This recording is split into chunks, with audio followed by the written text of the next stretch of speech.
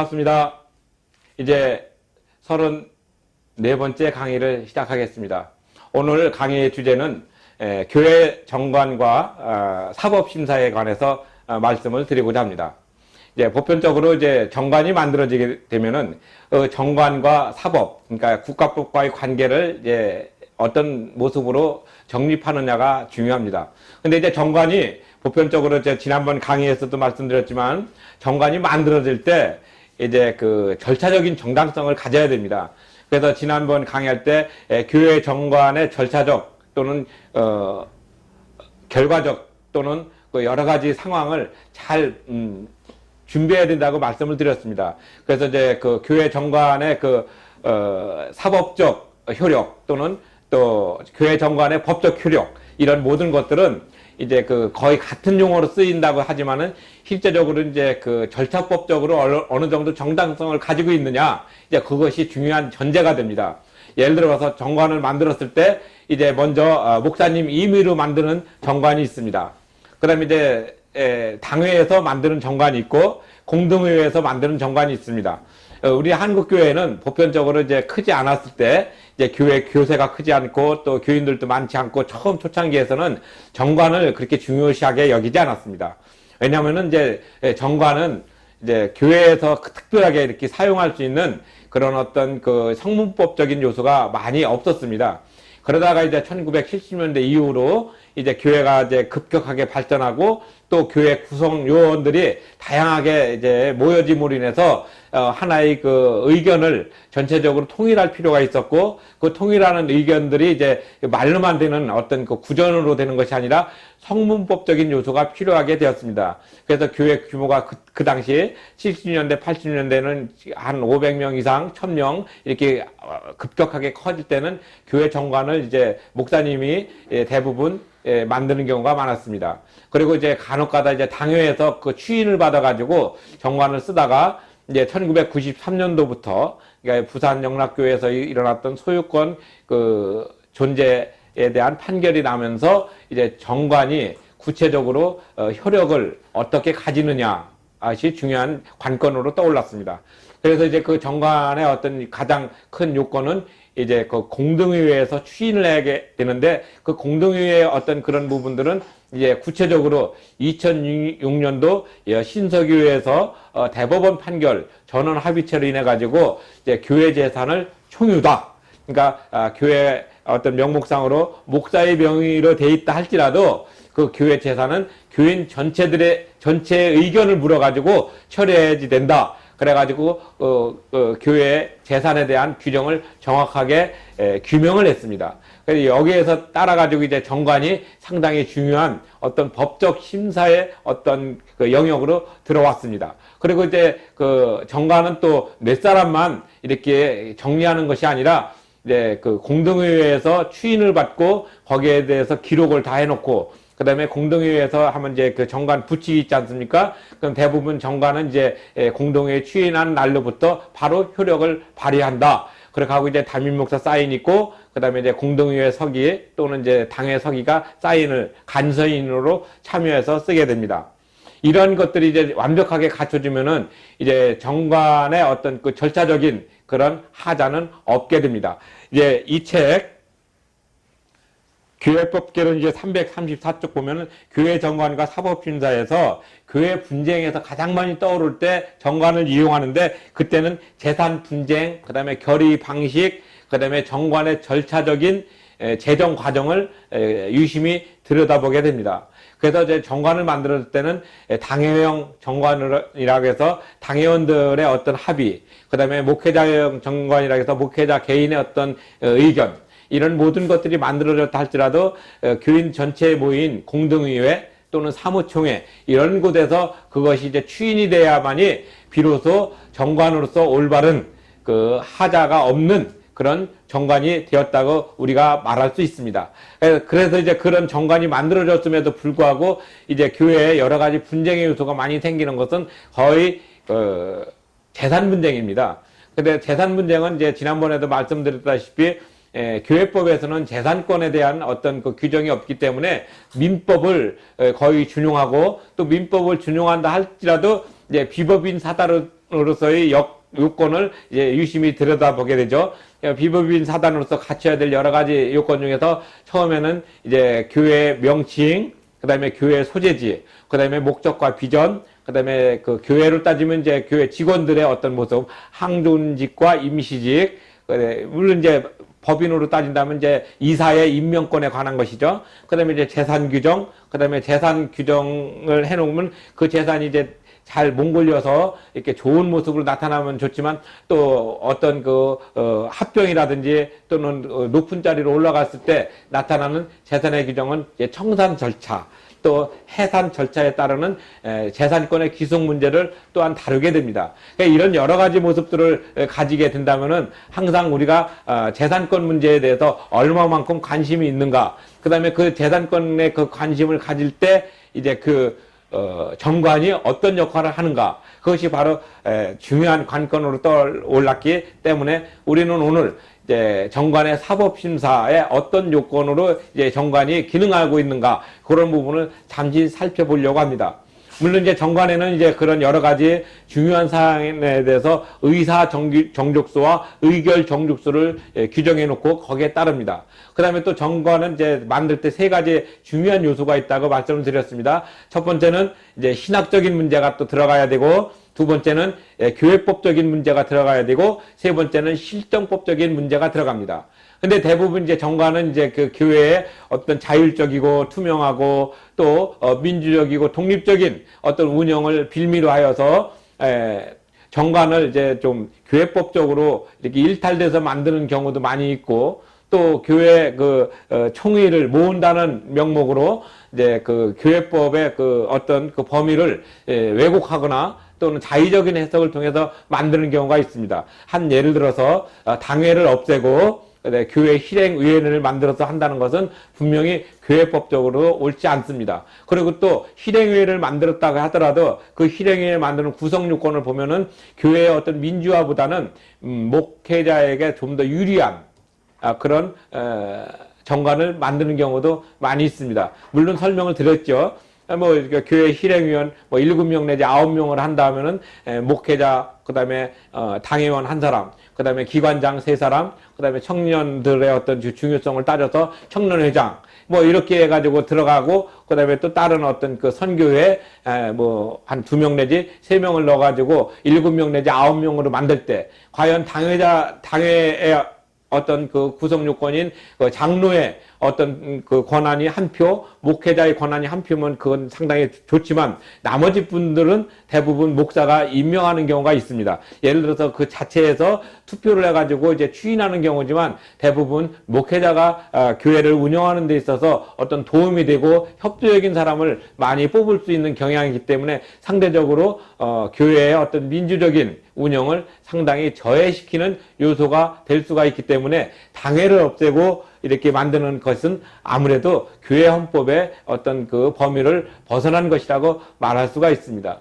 그리고 또 한 가지는 이제 교회의 어떤 특별한 어떤 상황을 봐가지고 이제 세습 문제를 이제 정관에다 넣는 경우도 있는데, 그것은 이제 제가 이제 볼 때는 이제 일반화의 오류라고 표현할 수가 있습니다. 왜냐면은 우리나라는 거의 한 80% 이상이 교회가 이제 영세하고, 영세하다는 것은 이제 미자립 교회를 얘기합니다. 그러니까 미자립 교회는 이제 교회 인원수가 보통 한 120명 이하, 그 다음에 장로님 2분이 펴지지 않은 교회가 우리나라의 전체의 한 80% 이상 차지하고 있는 관계로 이분들이 이렇게 교회를 세습하거나 이렇게 하지는 않습니다. 물론 이제 어떤 큰 교회는 이제 교회 세습으로 인해 가지고 교단 헌법에다가 교회 세습은 이제 이렇게 일정 기간 한 2년 또는 이제 그 이상 이렇게 퇴직한 다음에 그 관계인이 그 교회에 이렇게 부임할 수 없도록 하는 규정도 있지만, 또 이러한 것들을 또 이제 교묘하게 이용하는 그런 사례도 우리가 보고 있습니다. 그래서 그런 걸로 인해 가지고 교회 세습 과정을 이제 정관에까지 넣는다는 것은 상당한 어떤 문제가 있지 않을까 생각하는 이유입니다. 왜냐하면 교단 헌법에서 그런 전체적인 틀을 이렇게 방향 제시해주면 정관은 그런 방향 제시에서 벗어나지 않도록 해야 되는데, 그런 것까지 일괄적으로 이렇게 명문화를 시켜서 나타난다는 것은 과연 우리나라 교회가 세습을 그렇게 많이 하는 그런 스타일은 아닙니다. 2018년 9월 6일자 그 한겨레 신문에 의하면 교회 세습의 어떤 그 모습을 보게 되면 한 440여 건이 됐다고 이렇게 통계로 나타났습니다. 그리고 이제 교회 세습도 뭐 이렇게 여러 가지 용어가 있죠. 뭐 징검다리 세속, 그다음에 뭐 이렇게 자기 그 며느리, 사위, 또 이렇게 손자 뭐 이런 식으로 해서 그 목사가 담임 목사가 이제 원로 목사 또는 이제 은퇴했을 때 그 어떤 그 이해관계에 있는 친족 관계에 있는 존비속 관계에 있는 그런 분들을 이제 다시 2년이 지난 다음에 이렇게 추천하는 경우도 있습니다. 물론 이제 이런 것들은 이제 특수한 경우지 일반적으로 이렇게 흔하게 일어나는 일은 아닙니다. 그래서 이제 이런 부분을 가지고 이제 우리 목사님들한테 내가 물어보면은 성경에도 이제 교회 세습을 금지하는 규정은 사실은 없습니다. 예를 들어서 저기 아론이라든지 또는 저기 그 엘리라든지 사무엘도 다 교회를 그 당시 제사장직은 세습했지만 문제는 그 세습한 그 자녀들이 그 당사자가 하나님의 뜻에 어긋나게 된다면은 하나님께서 그 당시는 이제 벌을 내려가지고 당사자들에게 어떤 그 징계를 했던 것을 우리가 볼 수 있습니다. 그런 관점에서 본다면은 지금 우리나라에서 어떤 교회 세습이 일어나는 그런 부분도 실제적으로는 이제 그 당사자의 어떤 문제로 귀결되는 경우가 많습니다. 그리고 또 이제 그 미자립 교회나 미주직 교회 같은 데는 이제 교회를 사실 자녀들한테 물려주고 싶어도 너무나 이제 영세하고 또 이렇게 힘든 여건 때문에 잘 물려줄 수도 없습니다. 근데 그러한 것까지 이제 정관에다가 이렇게 명문화 시킨다는 건 조금 우리가 고민을 좀 해볼 필요가 있지 않을까 그런 생각을 합니다. 그런 의미에서 이제 정관이 사법심사의 대상으로 갔을 때 과연 세습이 이제 국가법적으로 이렇게 다툼이 있었을 때 어떤 손을 들어줄 것인가, 그건 상당히 우리가 고민해야 될 부분이라 말씀을 드립니다. 제가 정관을 만들 때 신학적인 부분, 교리적인 부분, 실정법적인 부분 세 가지를 잘 어울려야 된다는 것은 바로 이런 것을 염두에 두고 정관을 만들어야 되는 것을 얘기합니다. 이런 절차적인 것이 정확하게 있을 때 정관은 사법심사로부터 자유로울 수가 있고 그만큼 정당성을 부여받을 수가 있습니다. 그리고 또 한 가지는 이제 그 장로나 또는 이게 목사의 힘 투표를 해가지고 재신임을 해서 뭐 예를 들어서 안식년을 이제 가질 때 6년 동안 일을 하고 7년째 이제 안식년을 갖고 날 때 다시 또 이제 끝나고 나서 이 교회의 어떤 그 시무 장로로서 또는 이제 당회장으로서 어떤 목회를 할 때 교인들한테 의견을 물어가지고 다시 이제 재신임을 받는 경우도 있습니다. 근데 물론 이런 경우도 이제 교회법적으로 보게 되면은 그렇게 바람직한 현상은 아니라고 생각합니다.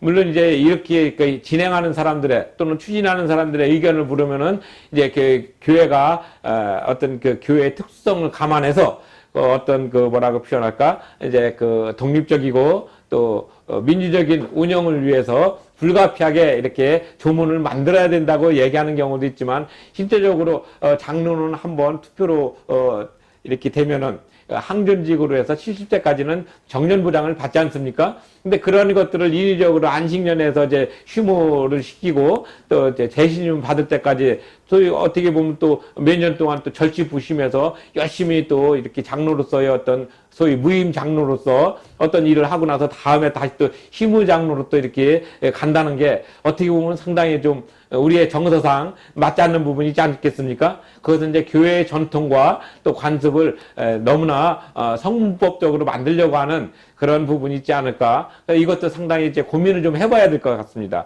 저는 이제 이것이 옳다 그러다 하는 것보다도 교회의 어떤 그 헌법 또는 교단헌법의 어떤 큰 틀에서 벗어나지 않았으면 좋겠다는 것을 기본적으로 말씀을 드리는 것이지 이것이 이제 좋다 나쁘다 제가 판정을 내는 건 아닙니다. 왜냐하면은 교회 정관을 만들 때는 아무래도 그 지교회 구성원들의 어떤 의견을 종합적으로 이렇게 반영하는 것이 중요하기 때문에 그렇습니다. 그러면은 이제 문제는 무엇인가? 이런 어떤 부분 중에서 가장 중요한 것이 이제 권징 부분입니다. 그래서 예를 들어서 이제 어떤 그 장로가 어떤 교회에 대해서 심각한 어떤 문제를 일으켰을 때 출교를 시킨다든지 또는 장로의 어떤 임직을 어느 정도까지 이렇게 제한을 한다든지 또는 장로의 어떤 그 힘을 제한하는 이런 부분에 있어서 상당히 그 문제가 생길 수가 있습니다. 대표적인 케이스로 장로님들이 이제 그 일을 하는 데 있어 가지고 교회에 특별한 어떤 그 문제를 일으키지 않았음에도 불구하고 이제 목사와의 어떤 관계에 있어 가지고 불협화음이 일어났을 때 일방적으로 출교를 시킨다든지 또는 정지를 시킨다든지 해서 그걸 어떤 그 불합리한 모습이 나타나는 경우가 많습니다. 교회 분쟁의 그 한 80% 이상은 이제 그 민사적인 부분으로 해서 그 재산권 분쟁이고 나머지 한 15%가 이제 그 장로의 그 어떤 그 월권, 그다음에 목사의 그 독재적인 운영 이런 것이 부딪혀가지고 나타나는 것이 대부분이지 그 어떤 그 신도들이 문제를 일으켜서 교회를 어렵게 하는 경우는 아주 드문 경우입니다. 그러니까 이제 대부분 장로하고 목사와의 어떤 그 알력 관계나 권한을 정확하게 배분하고 명문화시키는 것이 정관의 작성에 있어서 제일 중요하고 또 이런 것들이 이제 사법심사의 어떤 대상으로 들어갔을 때 아주 큰 쟁점이 됩니다.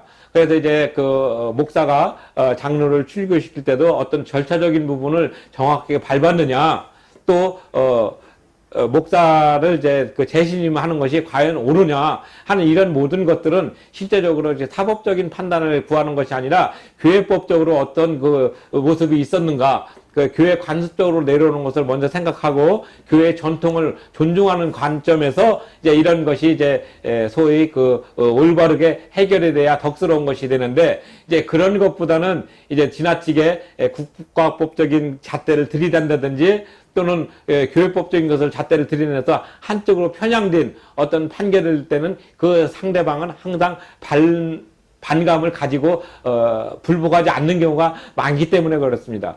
특히 건징에 있어서 그렇습니다. 그래서 저게 그 일전에 나왔던 뭐 교회에서 어떤 분쟁이 일어났을 때 목사가 일방적으로 자기의 의견을 판단한다고 해서 장로 7분을 출교를 시킨 사건이 있었습니다. 물론 나중에 그것이 이제 그 판결에서는 그 장로의 출교 처분이 부당하다고 나타났지만은, 그렇게 되게 되면 교회의 어떤 그 갈등의 골이 더 깊어짐으로 인해서 회복할 수 없는 수준으로 가기 때문에 상당히 덕이 되지 않는 모습이 되죠. 그래서 교회는 항상 좋은 것만 있는 것이 아니라 이런 예기치 못한 분쟁이나 분란의 요소가 있을 때 정관이 거기에 대해서 어떤 역할을 하는가 할 때 그 정관은 바로 그 말씀드린 절대적인 정당성을 바르게 가져야지 됩니다. 그리고 또 바르게 갖는 그 정당성이 있어야만이 이제 사법심사를 할 때 이제 어떤 민법이라든지 다른 어떤 것을 적용을 하기에 앞서서 그 교회가 만들어진 정관을 먼저 심사하게 되고 그 정관에 따라 가지고 판결의 우선권을 두게 됩니다. 물론 이제 정관이 그런 것들이 다 하지 못하게 되면은 이제 그 교단헌법을 먼저 들여다보고, 그래서 교단헌법과 노예규칙과 지교회 정관의 수직적인 관계를 잘 본 다음에 그 부분에도 잘 안 되는 부분이 있을 때는 이제 민법의 일반법적인 원리를 적용해 가지고 판결을 내리게 되죠. 그래서 이런 것들을 생각했을 때 이제 그 교회법이 또는 교회 그 정관이 얼마만큼 사법심사의 대상으로서 기능을 하고 있는가 하는 그런 부분들이 상당히 중요한 요소로 다가왔기 때문에 이제는 우리가 그런 것들을 이제 제대로 알 필요가 있지 않을까 생각을 합니다. 보편적으로 이제 2006년도 대법원 전원 합의체 판결에 의해서 교회의 재산권 문제, 그다음에 교인의 어떤 그 자유로운 신앙 선택, 그다음에 또 교회 분란 또는 또 교회 탈퇴, 이런 여러 가지 예기치 못한 문제가 생길 경우에 그 정관에서는 그러한 부분도 다 이렇게 명문화 시켜놔야 나중에 이제 그런 것을 매끄럽게 정리할 수가 있는 것입니다.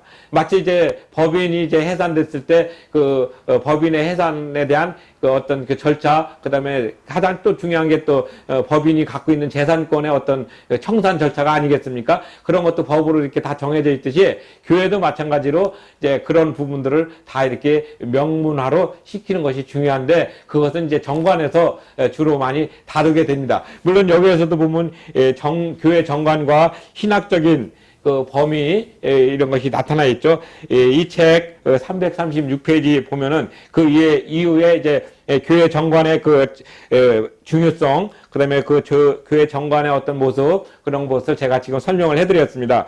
그다음에 이제 지금 말씀드린 대로 목사님들이 계속적으로 이렇게 심을 하고 하는 그 심투표에 대해서는 교회법상으로는 이제 의법인데 이제 그런 것들이 지금 이제 많이 이제 만들어지는 경향이 있어요. 그리고 또 이제 경우에 따라서는 그런 어떤 그 교단 헌법의 어떤 저촉을 받은 것을 이제 지적을 당할 때는 이제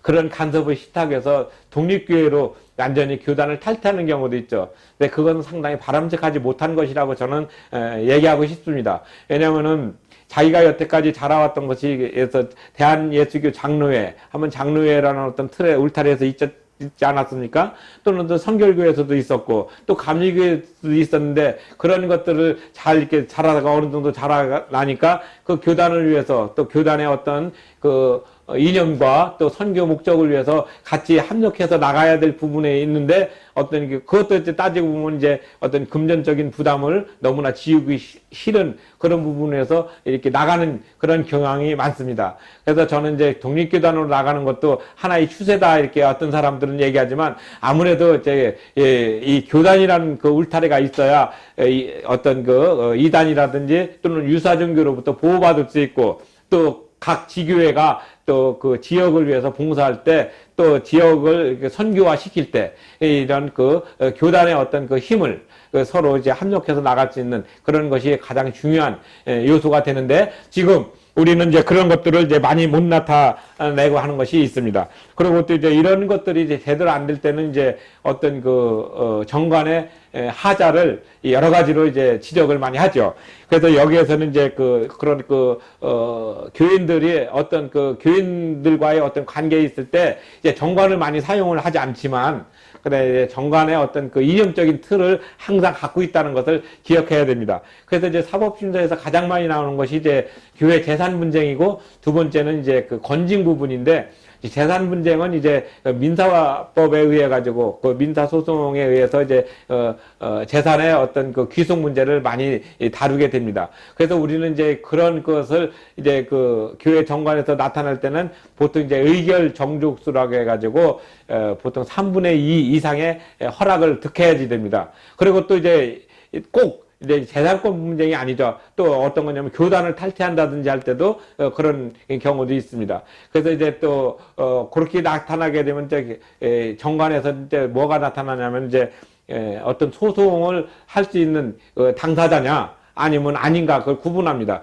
예를 들어서 교인도 아닌데 뭐 이 교회가 좀 불합리하다고 해서 소송 걸고 그렇게 할 수는 없지 않습니까? 그래서 이제 이것을 갖다가 전문적인 용어로 이제 교인이 어떤 소를 제기할 수 있는 능력, 그래서 교인의 당사자 적격, 또는 이제 목사가 또 어떤 일이 있을 때 목사의 당사자 적격 이런 것들을 이제 나눠서 이제 얘기를 합니다. 그러니까 교인들이 당사자 적격을 가지려면 먼저는 그 교인의 원입 교인이 돼야 되겠죠.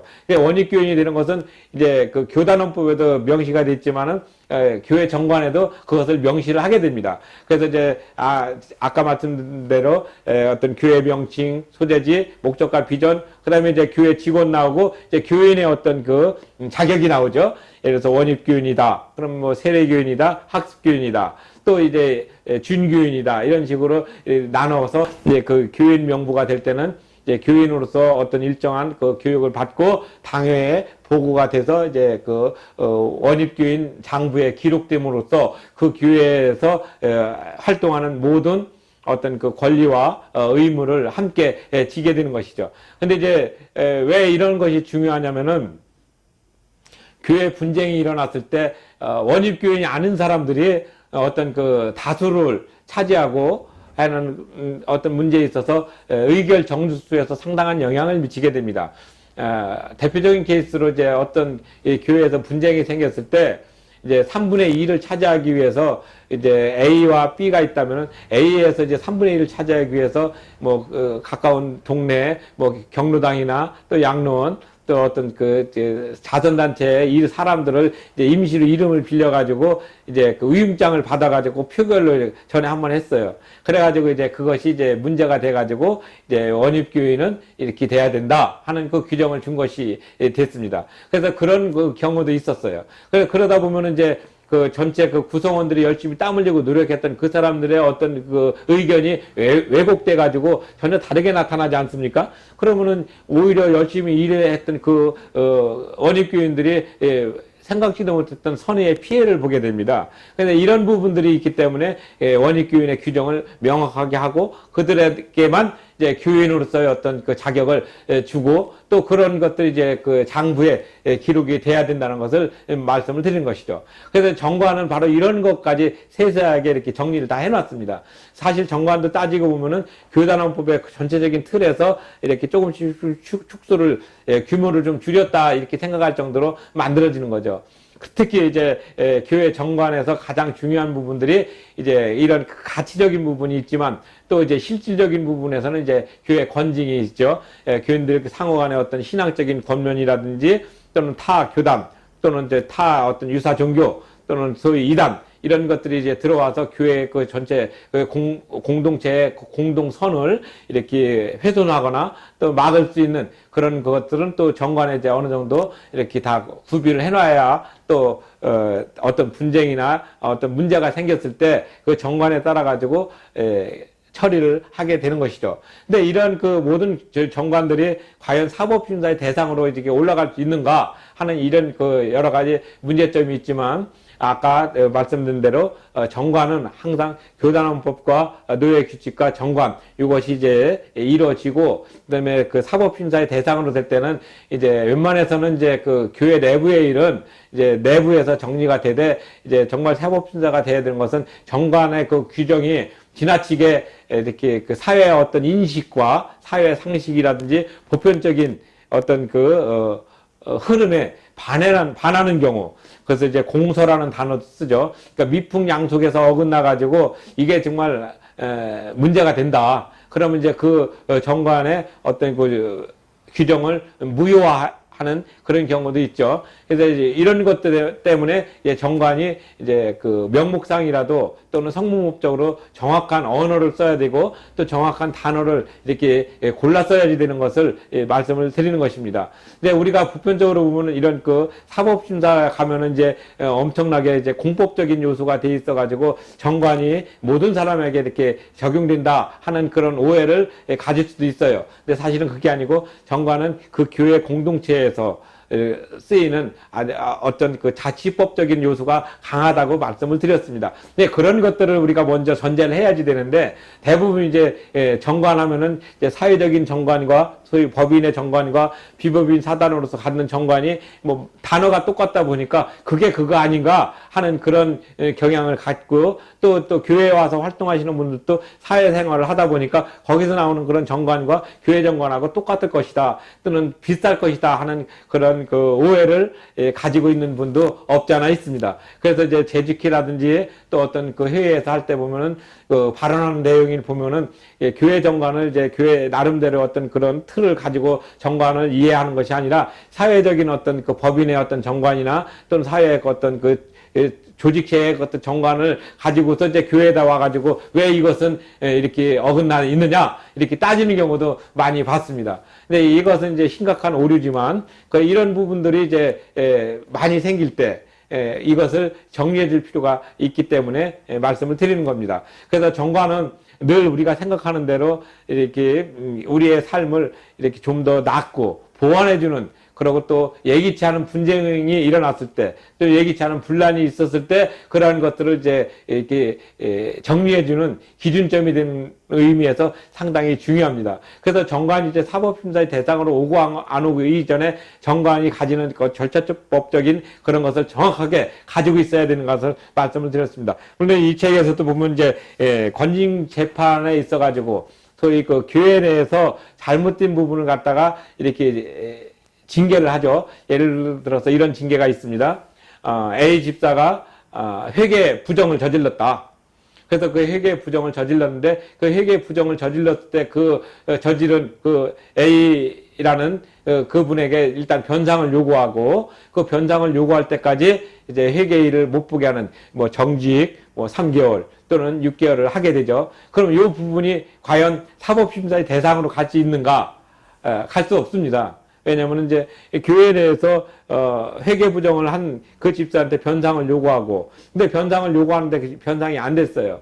그러면 이제 어떻게 되냐면 이제 그 교회에서 그 분한테 어떤 거냐면 이제 그 횡령죄를 이렇게 적용을 해가지고 사법심사에 고발을 했을 때, 그때는 이제 그 정관에 관계없이 그 사람이 공금을 가지고 갔으니까 횡령으로 인해 가지고 형사법적인 처벌을 받는 것이죠. 근데 그거를 가지고서 이제 그 아직 고발도 되지 않았는데, 이제 그러고 또 이제 교회법에서 나타나는 또는 교회 정관에서 나타나는 그런 부정의 요소를 가지고 집사, 예를 들어서 집사 뭐 3개월 정직을 했다. 그럼 3개월 정직했던 그 집사의 직분에 대한 그 어떤 그 징계가 국가법적으로 이거를 이제 판단해달라, 이거는 안 된다는 얘기죠.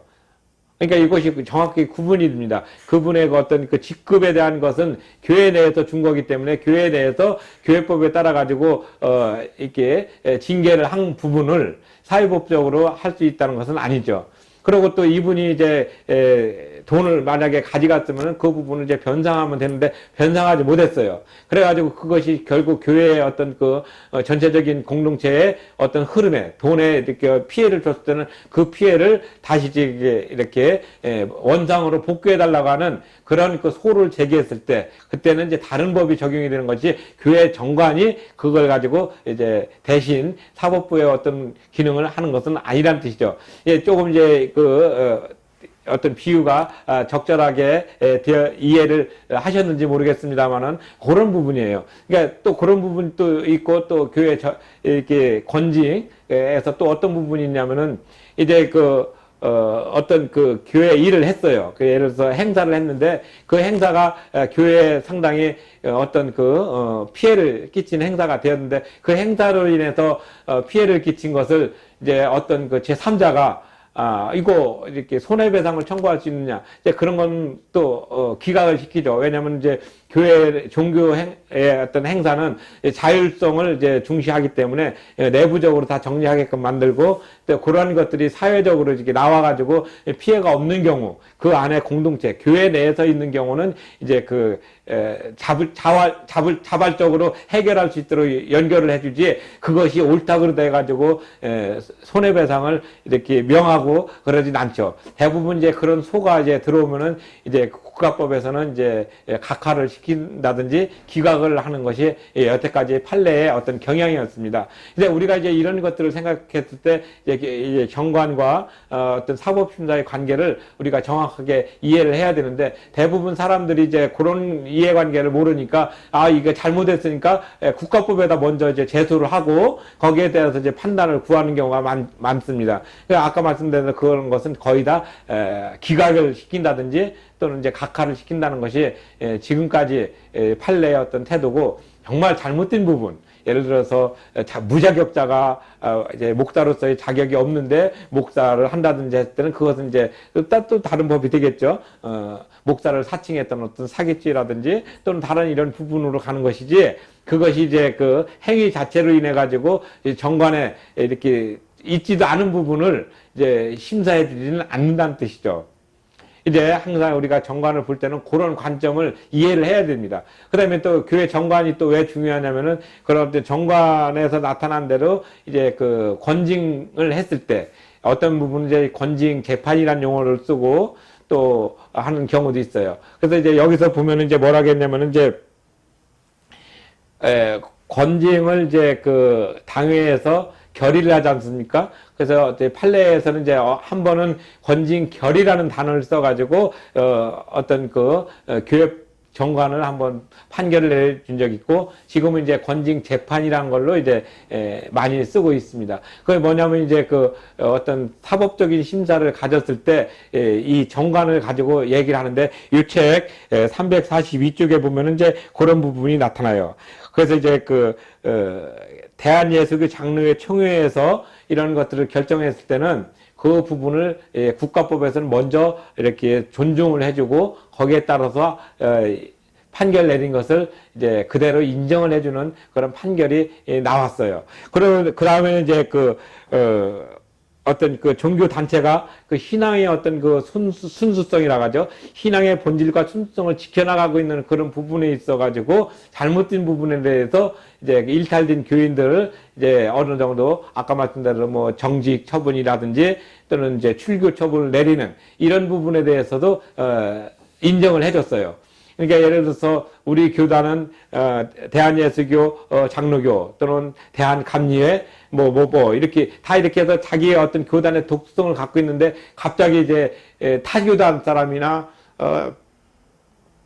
신앙적으로 잘못된 어떤 그 교리를 가지고 와서 우기게 되면은 그 사람들은 이 교회에 출입을 금한다 이렇게 얘기를 하죠. 이제 우리가 요즘 많이 볼 수 있는 것은 신천지는 뭐 이 교회 출입을 금합니다. 추수꾼은 이 교회 출입을 금합니다. 이렇게 했는데 이것이 이제 어떻게 보면 이제 종교의 어떤 그 자유를 또 종교 선택의 자유를 위배했다 해가지고 이제 소를 건다면은 이제 그런 부분들은 이제 그 교회에서 나타나는 교단의 어떤 독특한 어떤 그 전통을 타교단에서 이제 망가뜨리려고 하는 그런 부분이 있기 때문에 그런 것은 이제 조심하고 이렇게 못 들어오도록 미리 예방적인 차원에서 나가는 것은 상당히 합법적이고 정관에도 그런 것들을 기록을 했을 때 그거는 이제 사법심대 대상으로 나타나지 않는다는 것이죠. 근데 대부분 이제 그런 것들까지도 사법심대 대상으로 이해하는 경우도 없지 않아 있기 때문에 말씀을 드립니다. 그래서 정관이 이런 그 사법심사의 대상으로서 어떤 역할을 하는가 하는 것은 이제 다양한 어떤 예가 있어요. 또 한 가지 여기서 있는 것은 이제 그 총회로부터 이제 교단을 탈퇴를 하고 싶었다. 그래서 교단을 탈퇴했는데 그 탈퇴했을 때의 어떤 그 절차적인 부분을 지키지 않았어요. 예를 들어서 3분의 2가 되지 않았는데 탈퇴를 먼저 해놓고 나가가지고 결국은 이제 그 남아있는 사람들의 어떤 종교적인 어떤 선택을 이렇게 저해하는 그런 요소가 있었어요. 그런 것들도 이제 전부 무효가 되는 것이죠. 그러니까 무효가 된다는 것은 이제 기각과 또 각하를 시킨다는 뜻이죠. 그래서 이제 그 교회 정관이 그런 부분들을 이제 세밀하게 해야지 되고 또 그것이 이제 교회 정관에서 나올 수가 있는 부분이 어떤 경우는 없기 때문에 교단헌법 자체에서 그런 것들을 이제 내려줍니다. 이제 우리 교단은 이러한 것을 표준 정관을 가지고서 하게 되니까 이 정관을 중심으로 이제 교회 사정에 맞도록 이제 어떤 조목은 빼고 또 어떤 조목은 넣고 하되 전체적인 틀에서는 이제 그 교단에서 내려준 그 어떤 그 틀을 벗어나지 않고 그 정신을 훼손시키지 않는 범위에서 그런 것들이 가능한 것이지 그 본질적인 부분을 이렇게 벗어나서는 안 된다는 것을 강조합니다. 이 책에서도 이제 그런 부분이 나왔어요. 그래서 이제 그 사법심사의 대상이 될 때는 구체적인 것을 얘기합니다. 아까 얘기한 대로 어떤 거냐면은 어떤 그 집사가 그 돈을 횡령을 했을 때 그걸 갚지 못해 가지고 교회 공동체에 엄청난 또는 큰 해를 끼쳤을 때 그 사안만 가지고서 얘기하는 것이지 그 사람이 집사로서의 직무를 정지했으니까 집사 직무를 정지를 풀어달라 이런 그 사법심사의 그 요구는 가능하지 않다는 얘기를 말씀드린 겁니다. 그러니까 어떤 이들은 이제 그 사람과 그 일을 동일시하는 경우가 많아요. 그래서 우리들이 얘기할 때도 그러지 않습니까? 네가 하는 일이 그 모양이지 이렇게 얘기하면 그 한 사람이 잘하다가 그거 하나 실수해서 잘못했는데 그렇게 그 모양이지 하고 이렇게 얘기하면은 그 전에 잘했던 것들도 전부 잘못한 걸로 매도급 이렇게 도매급으로 넘어가지 않습니까? 그래서 법은 그런 것을 이제 포괄적으로 얘기하는 게 아니라 구체적인 사실, 그러니까 그 구체적인 팩트를 가지고서 판단을 구해주는 것이지 그 사람의 인격까지 판단하지는 않는다는 그 뜻입니다. 그래서 우리가 비판과 비평을 정말 구분해서 할 필요가 있어요. 어떤 사안에 대해서 비평은 아주 신랄하게 하고 발전적으로 할 수 있지만 그 사람이 그런 걸 있다 해서 그 인격까지 이렇게 매도해가지고 이렇게 얘기하는 것은 조금 조심해야 되지 않을까 생각을 합니다. 그것도 성서적으로 맞는다고 봐요. 그래서 비판을 할 때는 그 사람의 어떤 인격을 비판하지 말고 그 사람의 했던 행위에 대해서만 얘기하라. 그 행위는 실수할 수도 있고 잘못할 수도 있는 부분이지 그런 걸로 인해서 그 인간 성까지 그렇게 매도해서는 안 된다 하는 것을 이제 말씀을 드리는 거죠. 법이 그렇습니다. 법은 어떤 사실을 잘못했으면은 그 잘못한 사실에 대한 것만 인과관계를 따져가지고 어떤 그 결정 판결을 내리는 것이지 그걸로 인해서 그 사람 자체를 갖다가 매도하지는 않는다는 것이죠. 그래서 우리는 이제 이런 것들이 이제 구분돼야 되는데 대부분 구분하지 않고 뭐 그 한 주체가 사람이니까 그 사람도 그 똑같은 동일시를 하는 경우를 조금 우리가 경계해야 되지 않을까 생각을 합니다. 특히 교회에서 어떤 그 본의 아닌 실수를 해가지고 뭐 집사 어떤 그 정직을 뭐 3개월 또는 6개월을 받았다고 해서 그 사람이 이제 잘못한 것을 뉘우치고 그러면 이제 이렇게 시벌을 했으면은 해벌을 하지 않습니까? 그러니까 벌을 주었으면은 그 벌을 또 풀어줘야지 돼요. 그래서 그 사람이 6개월 동안 또는 3개월 동안 정말 내가 잘못한 부분을 깊이 깨닫고 정말 새롭게 어떤 그 결심을 했으면은 이제 그 두세 사람 어떤 그 권유를 위해 가지고 그러니까 이제 당회에서 이분이 이렇게 정직을 한 3개월 받았다. 근데 이제 3개월 동안 정말 반성하고 여러 가지로 새롭게 하려고 노력을 하고 있으니까 이제는 우리 공동체의 일원으로서 일을 하되 이제 이런 그 불명예스러운 어떤 그 시벌을 해제해 주자. 그래서 권징을 항상 이렇게 벌을 주게 되는 시벌이 있으면 해벌의 규정도 꼭 같이 마련하는 겁니다. 근데 이제 해벌의 규정은 별로 생각을 안 하고 그 사람이 이렇게 벌을 받았다는 거예요. 너무 포인트를 많이 두면은 그 사람은 평생 그렇게 낙인을 찍는 경우가 많습니다. 근데 우리가 이제 믿는 어떤 그 공동체에서는 이런 부분을 특히 경계해야 되기 때문에 권징의 어떤 그 실행에 있어서도 엄청 배려와 또 심사숙고가 중요합니다. 그리고 요즘은 이제 또 한 가지 걱정스러운 현상이 뭐냐면은 이렇게 권징을 하게 되면은 내가 신앙이 어떤 부분에서 해를 끼쳤으니까 잘해야 되겠다 하는 그런 반성보다는 뭐 내가 이 교회밖에 없나? 딴 교회로 가버리지. 그게 가버려요. 그러니까 이거 잘못된 것을 잘 할 수 있는 어떤 영적인 어떤 지도를 하는 게 목사의 책무인데 목사의 책무로서 그걸 하려다 보면은 이 사람이 딴 교회로 가버리면은 현실적으로 이 교회로서는 손해가 돼요. 어떤 손해가 되느냐. 일단 인력에서 봉사할 수 있는 인원이 줄죠. 두 번째는 그분이 그래도 11조와 감사금 내는데 그것도 줄죠. 그리고 또 그분이 또 전도할 수 있는 어떤 여러 가지 여건도 많이 봉사가 되고 다른 교회나 다른 지역으로 가버리면은 이 손해가 나니까 그냥 대강 덮고 넘어가요. 그러니까 소위 덕스럽고 은혜스럽게 넘어가다 보면은 이제 그 사람이 이제 그 당시 그걸 잘못했던 것을 이제 지적을 하고 다음부터 잘해야지 되는데 딴 데로 갈까봐 징계를 안 하고 놔두면은 이 사람 입장에서는 이렇게 해도 괜찮네? 그러면 이제 그런 것들에 대한 그 법의식이 좀 약화가 되면은 다음에 또 그런 유사한 잘못이 있었을 때는 징계를 할 수가 없는 거예요. 그럼 권징 부분은 그런 어떤 가치, 신앙, 또 이런 부분들은 쭉 빠지고 이제 주로 나타났던 그 민사적인 부분, 그래서 뭐 교회 어떤 그 횡령이라든지 또는 뭐 이런 것만 나타나는 것을 이제 하다 보니까 교회의 어떤 권위가 상대적으로 약해지는 거죠. 그리고 또 딴 데로 가는 사람도 사실은 잘못됐지만은 그 교회가 많다 보니까 내가 이 교회에서 이렇게 봉사를 하다가 좀 실수했다고 해서 내가 이렇게 되면은 다음에 어떤 뭐 안수 집사나 장로가 될 때 이걸 인해 가지고 결림들이 된다면은 아예 안 하는 경우가 많이 있어요.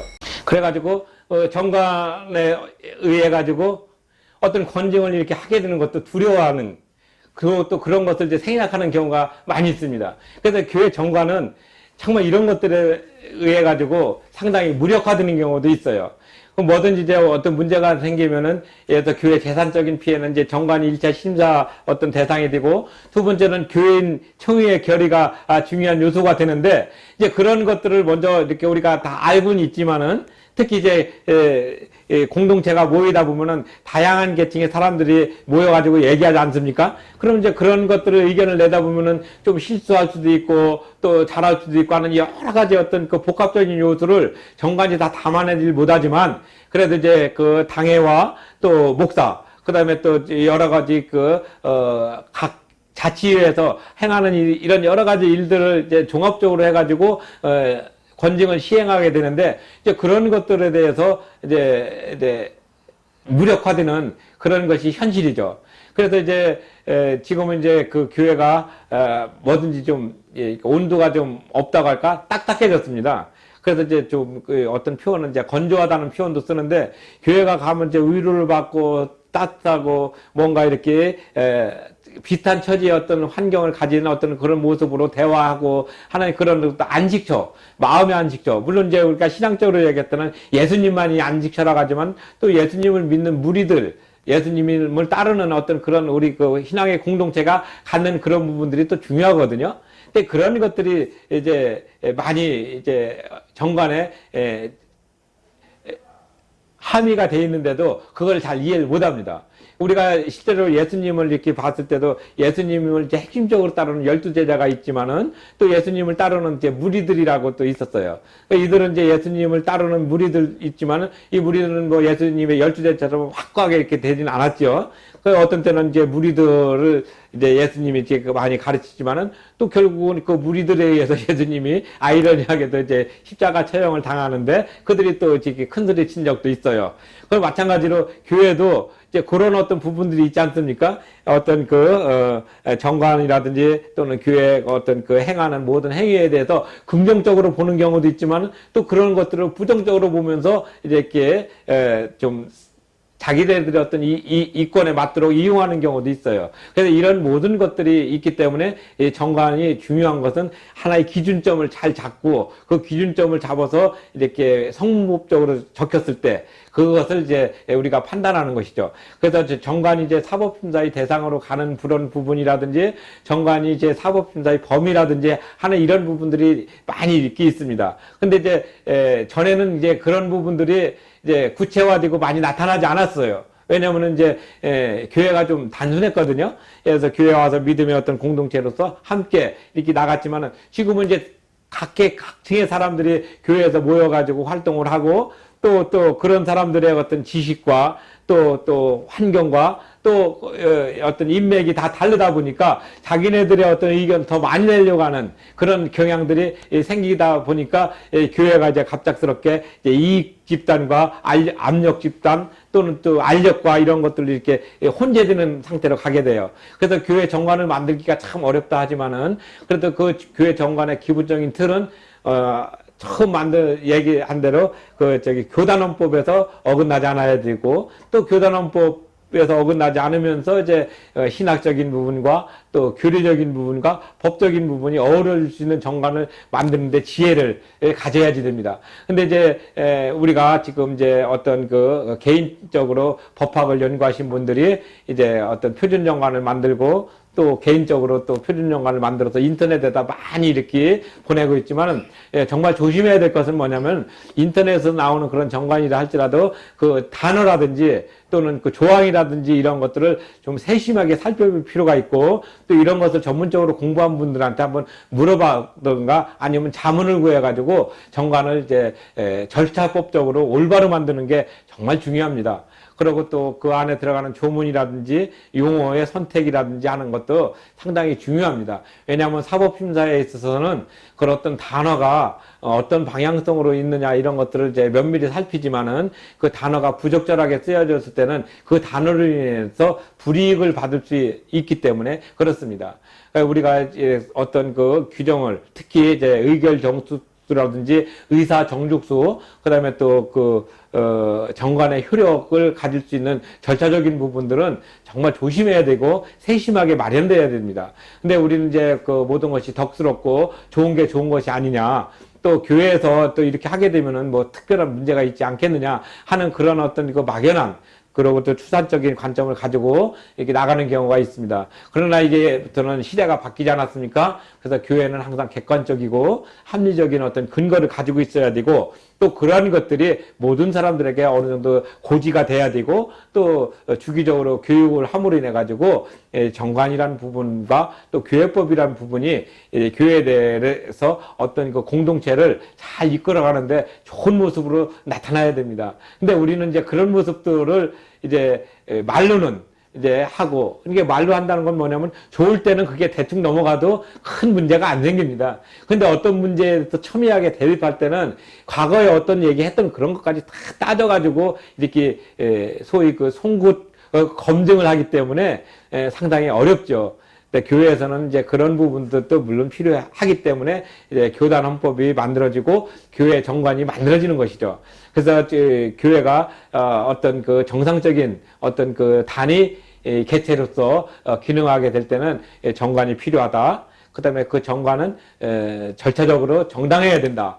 그 다음에 정관을 만들었을 때는 그 구성원들의 전체적인 의견을 이제 가능하면은 다 담을 수 있는 그런 모습으로 나가야 되고, 또 그런 것이 정관에서 담기가 어려우면은 이제 부칙이라든지 시행세칙을 만들어 가지고 보완을 해야지 된다 하는 것을 말씀드리고 싶습니다. 그리고 또 한 가지 중요한 것은 정관에 이제 기록이 없다 할지라도 시행세칙이나 시행령에다가 또는 삼위규칙에다 그런 것을 넣게 되면은 이제 어떤 차이점이 있냐면은 이제 정관은 그래도 고칠 때 비교적 좀 어렵지 않습니까? 근데 시행령이나 사무직은 비교적 고치는 것이 용이합니다. 마치 헌법은 이제 고치기가 어렵듯이, 거기에 비해서 이제 그 법률이라든지 대통령령이나 국무총리령 또는 그 장관, 그 부령 또는 조례 또 이런 것들은 상대적으로 이렇게 고치기가 쉽지 않습니까? 그러면 어떤 폐단이 생기냐면은 좋은 제도도 고치기가 금방 쉬워진 것이죠. 그러니까 좋은 것도 없앨 수도 있고 또 좋지 않은 것이 또 들어갈 수도 있고, 그래서 이제 정관을 처음 만들 때는 그 교회 내에서는 그 정관이 가장 기준이 되기 때문에 그만큼 정관의 어떤 그 용어를 정확하게 선택하고 또 전체적인 흐름에서 맞춰서 해야 된다는 것을 강조하는 것입니다. 그래서 이제 우리가 이제 사회가 이제 다양화되고 또 여러 계층의 사람들이 뭉치는 어떤 그런 교회의 어떤 모습에 있어서는 이제는 어떻게 교회의 방향성을 정할 것인가. 그 다음에 또 교회도 또 그 지역마다 또 방향성이 좀 다릅니다. 물론 이제 정관 3조 세 번째 나오는 게 뭐냐면은 이제 목적과 비전에서 우리 교회는 예를 들어서 도시면은 도시 이 지역을 어떻게 복음화시킬 것이다. 또는 농촌 지역이면은 어떻게 농촌 지역으로 이렇게 기능할 것이다. 또는 이제 축산농가가 많은 지역이면 축산농가의 어떤 모습을 할 것이다. 그래서 교회도 어떤 목적과 비전이 그 지역에 따라서 그 지역의 어떤 구성원들의 인구 비례 또는 인구의 어떤 성향에 따라서 정관의 목적이 조금씩 변할 수는 있어요. 근데 이것을 이제 정관 자체를 변해서 만드는 것보다는 이쪽 시행령이나 시행규칙에서 만들어 가지고 하는 것이 좀 더 합리적일 경우가 있습니다. 이것은 이제 그 정관을 만들고 또 그 교회를 운영하고 있는 목사와 당회, 그 다음에 구성원들의 어떤 그 전체적인 의견을 보았을 때 어떤 것이 좋은 것인가 하는 것은 취사 선택을 할 수 있는 그런 부분들을 주는 것이죠. 그러니까 대부분 이제 성법이 되고 하면은 이제 경직된 경우가 많습니다. 잘 안 고치려고 해요.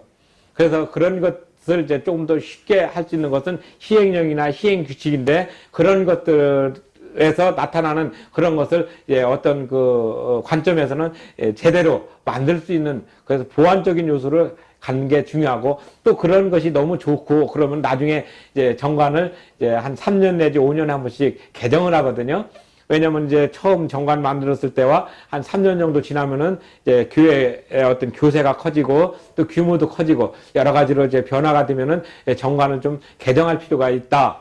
그러면 이제 정관에서 어떤 조항은 이제 지금 시대적으로 좀 흐름에 맞지 않으니까 좀 빼고 어떤 걸 집어넣자. 그래서 이제 하게 되면 정관에 이제 부칙에다가 몇 차 개정을 한다 이렇게 해놓거든요. 바로 그런 겁니다. 우리 헌법도 1948년 제헌헌법부터 시작해가지고 1987년까지 이제 9번의 그 헌법 개정이 이루어졌거든요. 그래서 이제 제정과 개정의 어떤 그런 모습에 있어서 경직성을 갖는 것이 보편적으로 성법적으로 만들어져 있기 때문에 정관도 그런 그 경직성을 갖지 않고 유연하게 할 수 있는 그런 부분은 바로 그런 시행세칙과 시행령이라는 사실을 이제 알 때 정관의 어떤 그 100%를 못 담더라도 그런 부분에서 보완을 할 수 있는 그런 것도 필요한 지혜가 되리라 생각을 합니다. 그래서 항상 이렇게 정관을 운영한다든지 또는 교회를 이렇게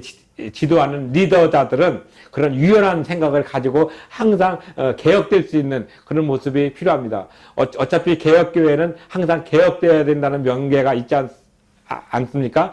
그래서 리포메이션이라는 단어를 씁니다. 리폼. 그래서 리포메이션, 그러니까 개혁교회는 항상 개혁되어야 된다 하는 그런 관점을 가지고 있어요. 그래서 항상 어떤 것이 옳고 또 좋으면은 계속 권장을 하고, 또 그런 것들이 옳지 않고 또 뒤처지면은 삭제를 하고, 그래서 나타나는 것이 중요합니다. 그래서 권선징악, 약자가 건징인데 그런 그 건징의 그 본질적인 목적은 바로 그 공동체가 올바로 갈 수 있는 방향, 그 다음에 공동체 이루고 있는 각 개인 사이에 어떤 그 올바른 그 건전한 방향성을 이렇게 정관에 가지고 있는 것이지, 이런 것들이 이제 잘못돼 가지고 사법심사의 대상으로 무조건 집어넣고 하는 그런 것은 결코 아닙니다. 그래서 사법심사의 대상으로 가는 그런 부분들은 몇 가지가 없어요. 예를 들어 가지고 의사 정육수나 의결 정수가 불법적으로 됐다든지, 아까 말씀드린 대로 교인이 아는 사람들이 교인처럼 와가지고 어떤 의사를 표현한다든지 의견을 표현해가지고 실제 있던 그 사람들의 의견이 왜곡되는 그런 것들은 이제 잘못됐다고 했죠. 아까 말씀드린 대로 당사자 적격, 소위 교인의 당사자 적격에서 판단을 내려줍니다. 그런 걸 해서는 안 되는데 그런 경우도 있을 수 있었어요. 그래서 또 한 가지는 이제 어떤 그 정관이 절차적으로 잘못된 정관, 예를 들어서 공동회의에서 추인되지 않은 정관을 가지고 한다든지, 또는 개정이 되었는데도 불구하고 개정되지 않은 옛날 정관을 가지고서 막 이렇게 적용을 하려고 한다든지 하는 이런 부분들은 이제 우리들의 그 시민 의식이 높아지고 또 구성원들의 삶이 그만큼 높아졌기 때문에 자동으로 이제 걸러지고 있지만, 일부에서는 그러한 것들을 많이 이렇게 강조를 하면서 이렇게 얘기하는 경우도 있어요. 그래서 그런 것들은 이제 정관에서 개정 부칙에서 이렇게 몇 년 몇 월 며칠 날 총 공동회의에서 딱 고쳤다, 개정했다, 이렇게 다 이렇게 적어놓지 않습니까? 그런 거에서 하면 가장 최근에 개정한 그 정관이 유효하다 하는 것을 말씀드리고 싶습니다. 어떤 교회에서는 이제 옛날 정관을 가지고서 이렇게 소송을 걸고 그렇게 하는 경우도 있었는데, 결국은 사법심사에서는 가장 최근에 했던 그 정관을 중심으로 이제 이렇게 판결을 내려준 그런 판례도 있고, 또 그런 것들이 우리들의 상식에 부합하지 않을까 생각을 합니다. 오늘은 이제 그 정관과 사법심사의 어떤 대상으로서의 어떤 모습을 비교해 드렸습니다. 그래서 이제 제일 중요한 것은 정관이 이제 절차적으로 정당한 어떤 하자가 없어야 된다는 거, 그 다음에 후반부에 강의를 했던 것은 건징 부분입니다. 이 건징도 잘못된 부분에 대한 어떤 그 사실에 대한 것만 사법심사의 대상으로 가는 것이지, 그 어떤 그런 그 사실도 아닌 것, 예를 들어서 국가에서 목사의 어떤 지위라든지 또는 이제 교인의 어떤 지위를 임명해 주지 않았지 않습니까? 근데 그걸 갖다가 이제 판단해 달라는 것은 기각이나 각하를 내리는 것이고, 다만 거기에 있어 불법 행위가 있느냐, 불법 행위가 있었느냐, 또 절차적으로 하자가 있었느냐 하는 이런 부분에 대해서만 아주 그 면밀하게 송곳처럼 찍어가지고 이렇게 판결을 내리는 것이지, 뭉뚱그려가지고 내리지 않는다는 사실을 분명히 이해하셨으면 좋겠습니다. 그리고 또 교회에서 이제 어떤 정관에 대해서 이렇게 개정을 한다든지, 또는 어떤 그 정관을 제정한다든지 할 때 우리 여러분들은 적극적으로 그런 그때 참여해가지고, 이런 용어를 썼구나, 이런 용어를 썼으니까 앞으로 우리 교회는 어떤 방향성으로 이 지역사회를 위해서 봉사하겠구나, 그러다 보면 우리 그 구성원들한테는 어떤 권리와 어떤 의무를 주고 있구나, 이런 것들을 알고서 이제 교회 생활을 하게 되면은 특별하게 이제 하자가 없어요. 근데 이제 그런 것들을 잘 모르면 우리들 하는 대로 덕스럽게 넘어가야지, 은혜스럽게 가야지, 그래 놓고 나서 나중에 올바르게 하자고 하면은 덕스럽고 은혜스럽게 넘어가야 된다는 명목으로, 또 민주적이고 투명하고 독립적으로 운영한다는 명목으로 또 어떤 상위법이라든지 또는 이런 그 교단원법이나 이런 것들을 어긋나 가지고 이렇게 해서는 안 된다는 것이죠. 그래서 정관은 항상 교단원법, 노예규칙, 이 정관, 이 삼각형 세 가지 수직적인 관계가 나타나는데, 이 정관을 이제 사법심사에서는 우선적으로 보는 이유는 이제 그 어떤 그 강행 규정으로서 나타나는 민법에서 정관을 그만큼 소중하게 보고, 그다음에 그 정관을 소중하게 봤는데 정관에 미비된 부분이 있을 때는 그 교인의 그 어떤 공동의회, 그 부분의 결의를 또 이렇게 2차적으로 이렇게 심사 대상으로 보고 있다는 것을 알면 됩니다. 이 두 가지만 아시면은 이제 정관이 사법심사의 대상으로서 어떤 역할을 하고 있는 것인가 하는 것을 분명하게 깨달을 수가 있어요. 근데 우리가 항상 이런 것들을 염두에 두고서 이제 어떤 그 법적인 인식을 갖게 되면은 이게 교회에서만 되는 게 아니라 우리가 일반 그 회사에서나 또는 어떤 자기가 어떤 그 동창회라든지 또는 어떤 친목이라든지 이런 모임에서도 정관을 또 나름대로 갖지 않습니까? 그런 거 가졌을 때 이렇게 준용할 수 있는 그런 그 지식이 됩니다. 그래서 항상 우리가 법에 대해서는 예전에는 이제 법에 대해서는 뭐 이렇게 어떤 잘못했다든지 하는 이런 부분만 같지만 지금은 법은 이제 일반적으로 어느 정도 이제 인식을 같이 하고 뭐 정말 상대방한테 피해를 안 주고 나도 피해를 안 받고 서로 어떤 의무와 어떤 권리 또는 이런 것들이 서로 상충되지만은 그런 것들을 이제 잘 이렇게 헤아려 나갈 수 있는 기준점이 된다는 것이 바로 법이 되고 또 법 위에 또 뭐가 있습니까? 도덕과 윤리가 있어요. 그러니까 항상 이렇게 우리는 법적으로 따져야 된다 하는 것은 이제 마지막이고 웬만해서는 이제 대화와 또 어떤 그 도덕적인 부분, 그 다음에 또 옳고 그름에 따르는 윤리적인 부분에 저촉되지 않는 어떤 삶의 가치를 갖는 것이 더 필요하고 중요하다는 것을 말씀드리고 싶습니다. 우리가 항상 이렇게 이야기하면 법대로 가자. 이렇게 얘기하고 법에 어떤 호소를 할 때는 그 인간관계는 상당히 깨지게 됩니다. 내가 정말 이겨도 상대방한테 피해를 주는 거고 내가 지면 더 많은 상처를 받게 되고 그래서 사람은 법대로 가는 것이 중요한 게 아니라 법 이전에 대화를 통해서 그걸 풀어나갈 수 있는 화합의 정신을 먼저 전제를 해서 법이 만들어진 것이지 법이 상대방을 이제 옥지게 하고 상대방을 힘들게 하려고 있던 것은 아닙니다. 특히 교회 안에서 어떤 교회 정관 같은 부분은 그런 관점에서 상당히 중요하고 교회 정관도 일반 그 회사에서 나오는 그 어떤 법인의 어떤 정관하고 거의 그 대동소이하지만 법인은 이제 그 주무관청의 허가를 얻어야 되고 허가를 얻은 다음에 3주 이내에 거기에 대한 어떤 필수 요건 그다음에 임의적 기재 요건을 해가지고 이제 나타내는 것이 필요하지만 이제 비법인 사단이나 특히 교회 중동 이런 데서는 이제 그런 것을 나타내는 것을 갖고 있다가